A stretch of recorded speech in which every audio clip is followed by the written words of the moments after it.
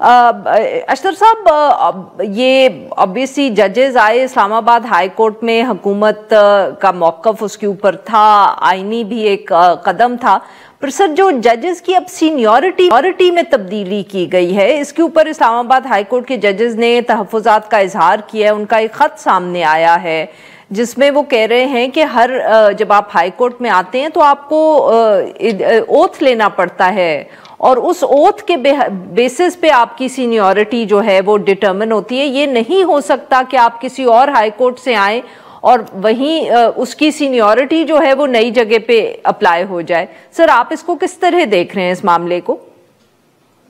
दो हिस्से होंगे ना इस बात के, एक ओथ का और दूसरा सीनियरिटी का। अब ओथ का ताल्लुक इसमें मेरी नज़र में कोई नहीं है।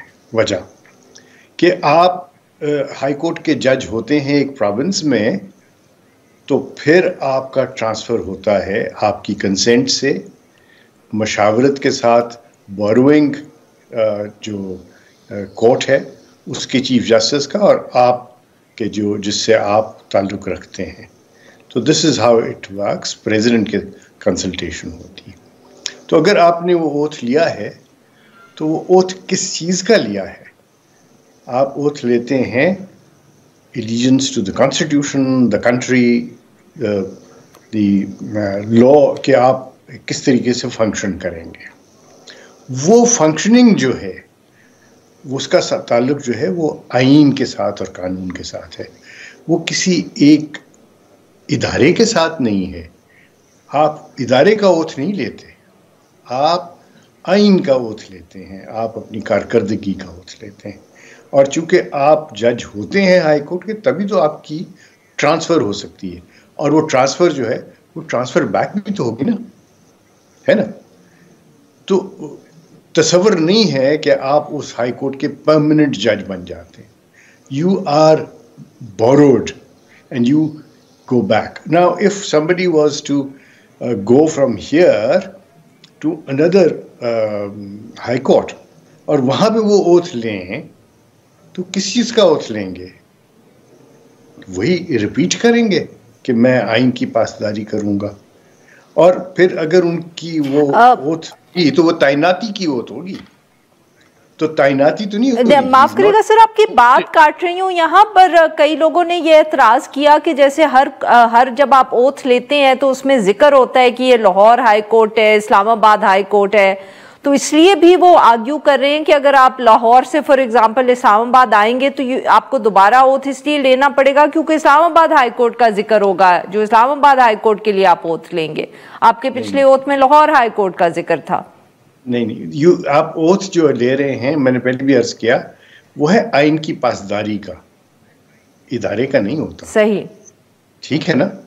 तो मैं जो इस्तदलाल दे रहा था, जो मैं दलील दे रहा था, वो ये थी कि जब वो वापस लाहौर हाई कोर्ट आएंगे तो फिर वो दोबारा ओथ लेंगे क्या?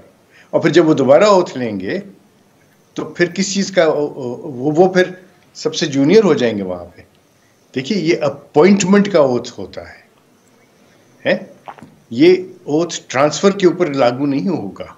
ट्रांसफर तो वो होगा जो हाई कोर्ट का जज है, वही ट्रांसफर होगा। लेकिन जो दूसरे दलील है कि आपको एक हाई कोर्ट के अंदर तैनात होने का, ये तैनात की अपॉइंटमेंट की तो बात ही नहीं है, ये ट्रांसफर की बात है, इसलिए ओथ की जरूरत नहीं। दूसरा कि सीनियरिटी कैसे होगी? देखिए, वो सीनियरिटी डिटरमिन होती है from the date of notification. जब आपकी नोटिफिकेशन होती है और आप ओथ लेते हैं, इंटर से जो आपकी सीनियरिटी है तमाम प्रोविंसेस में, वो आएगी from the date that you were appointed as a जज।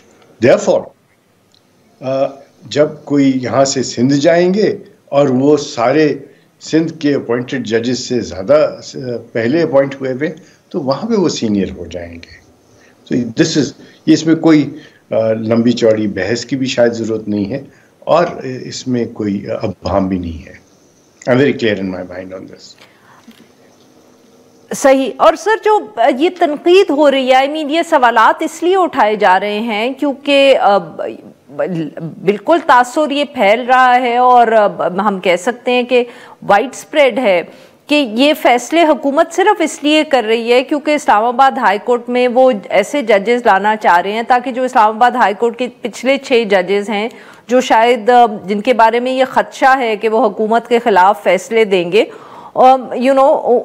उनको चीफ जस्टिस उनमें से कोई ना बन पाए। तो that is also why sir कि ये इश्यूज उठाए जा रहे हैं कि क्या ये हुकूमत के पास इस तरह का इख्तियार होना चाहिए कि अगर उनको लगे कि कुछ चीफ जस्टिस है वो एक ऐसा इंसान बन रहा है जो जिसको हुकूमत पसंद नहीं करती तो आप कहीं और से ट्रांसफर कर लें और आप चीफ जस्टिस किसी और को बना दें। That is why the seniority and oath taking is becoming an issue.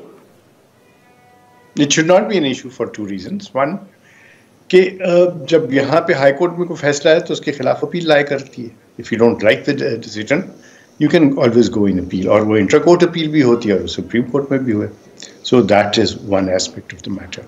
Secondly, chief justice के 2 वोट तो नहीं होते, उसका एक ही वोट होता है और जब वो बैठते हैं बाकी जजेस के साथ तो फिर he is one of the judges and he cannot claim a seniority.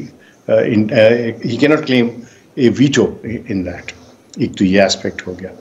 दूसरा एस्पेक्ट ये है कि हुकूमत ने तो किया भी नहीं, इसमें फेडरल गवर्नमेंट का तो जिक्र ही कहीं नहीं है। इसमें जिक्र किसका है?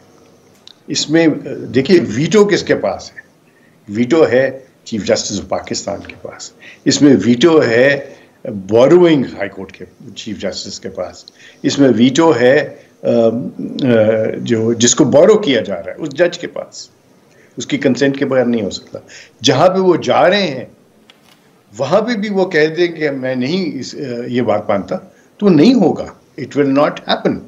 And then the president is not the federal government. President is the symbol of the federation. तो अब आप क्या मेलाफिडे आप एट्रीब्यूट किससे कर रहे हैं? चीफ जस्टिस ऑफ पाकिस्तान से, chief justice of Islamabad high court से, chief justice of Sindh high court से, chief justice of Balochistan high court से, chief justice of Lahore high court से। आई थिंक ये this is stretching it a bit much. इस तरह अगर आप कहेंगे तो फिर तो ये सारा का सारी